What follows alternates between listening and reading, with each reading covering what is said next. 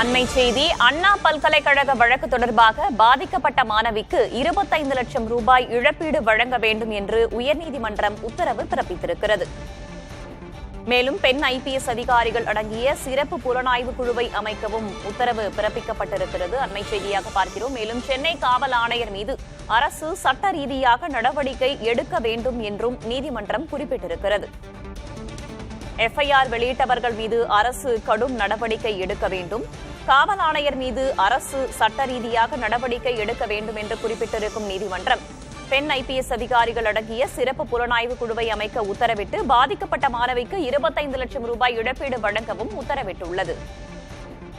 கூடுதல் தகவல்களை வழங்குவதற்காக செய்தியாளர் சுப்பையா இணைந்திருக்கிறார். அவரிடம் கேட்கலாம். சுப்பையா, அண்ணா பல்கலைக்கழக மாணவி தொடர்பான விவகாரத்தில் நீதிபதிகள் என்னென்ன உத்தரவுகளை பிறப்பித்திருக்கிறார்கள், அதே போல என்னென்ன வாதங்கள் முன்வைக்கப்பட்டன இன்றைய தினம் நீதிமன்றத்தில்? இந்த வழக்கு நேற்று விசாரணைக்கு எடுக்கப்பட்டு நீதிபதி பல்வேறு கேள்விகளை எழுப்பியிருந்தார்கள். அதன் அடிப்படையில் இன்று காலை இந்த வழக்கு மீண்டும் விசாரணைக்கு எடுத்துக் கொள்ளப்பட்டது. இந்த வழக்கானது, அதாவது வழக்கறிஞர் வரலட்சுமி மற்றும் ஏற்காடு மோகன்தாஸ் ஆகிய இரு வழக்கறிஞர்கள் தாக்கல் செய்த மனுதான் இந்த விசாரணைக்கு எடுத்துக் கொள்ளப்பட்டு தொடர்ந்து விசாரணை நடைபெற்றது. இந்த வழக்கை நீதிபதிகள் எஸ்.எம். சுப்பிரமணியம், லட்சுமி நாராயணன் ஆகியோர் இந்த வழக்கை விசாரித்தார்கள்.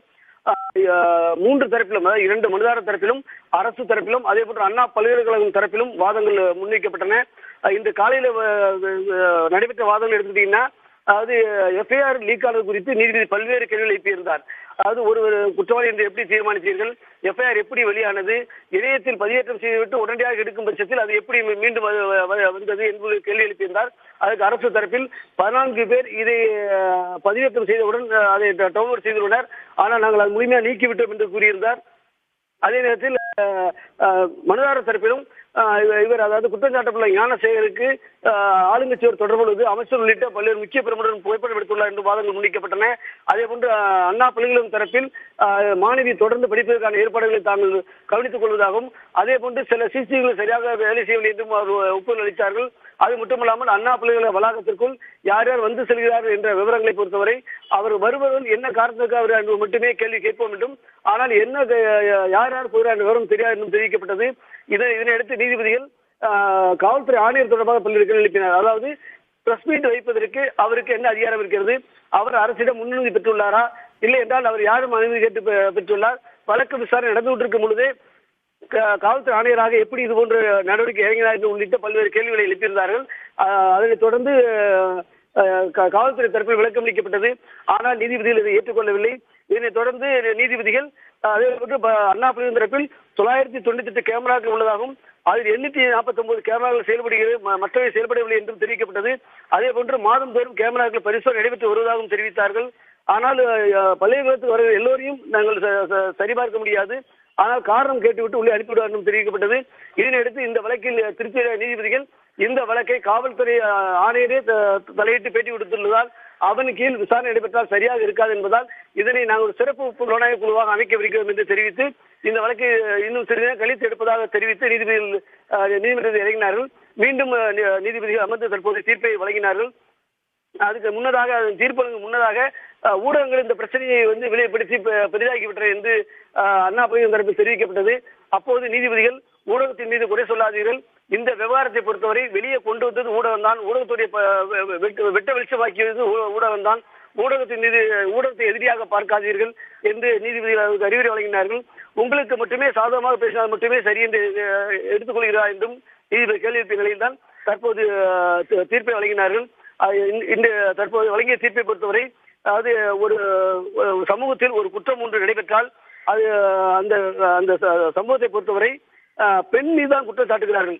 ஆண் பெண் இருபாலரும் சமம் என்ற நிலை உருவாக வேண்டும், பெண்கள் இந்த சமுதாயத்தில் பாதுகாக்கப்பட வேண்டும், அவருக்கு உரிய பாதுகாப்பும் அளிக்கப்பட வேண்டும் என்றும் நீதிபதிகள் தங்கள் தீர்ப்பை குறிப்பிட்டுள்ளனர்.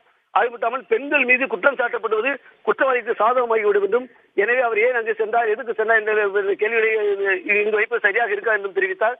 அது மட்டும் தனிப்பட்ட முறையில் பேசுவது ஒன்றும் தவறில்லை என்றும், அது அவர்கள் உரிமை என்றும், அதில் யாரும் தலையிட முடியாது என்றும் நீதிபதி தெரிவித்தார்கள். ஆண் என்பதற்காக பெண்களை தொடக்கூட உரிமை இல்லை, பெண்களுக்கு எப்படி மரியாதை தர வேண்டும் என்பதை இந்த சமுதாயம் கற்றுக்கொள்ள வேண்டும் என்றும் தங்கள் தீர்ப்பில் நீதிபதிகள் குறிப்பிட்டார்கள். அது மட்டுமல்லாமல் இந்த காவல்துறை பதிவு செய்த எஃப்ஐஆரில் மாணவியுடைய அடையாளம், மாணவி யார் என்பது அவருடைய பெயர் உட்பட அந்த அடையாளத்தை எப்படி பதிவு செய்தீர்கள், அப்படி பதிவு செய்து சட்டப்படி தவறு என்றும் பாதிக்கப்பட்ட மாணவியுடைய கண்ணியம் காக்கப்படவில்லை. அது மட்டுமில்லாமல் அந்த மாணவிக்கு இந்த வழக்கை பொறுத்தவரை மிகவும் பாதிக்கப்பட்டுள்ளார். எனவே அவருக்கு இடைக்கால நிவாரணமாக 25 லட்சம் ரூபாய் வழங்க வேண்டும் என்றும், பாதிக்கப்பட்ட மாணவியுடைய படிப்பை தொடர்வதற்கு தேவையான அனைத்து உதவிகளும் அவருக்கு வழங்க வேண்டும். அது மட்டும் இல்லாமல் அவரிடம் தேர்வு கட்டணம் உள்ளிட்ட எந்த கட்டணத்தையும் வசூலிக்க கூடாது என்றும் அவர் தெரிவித்தார். அது மட்டுமில்லாமல் எஃப்ஐஆர் வெளியாவது புகார் அளித்த சுதந்திரத்தை பதித்துவிடும், பாதிக்கப்பட்டவர்களும் அவருடைய குடும்பம் பாதிக்கப்பட்டுவிடும்.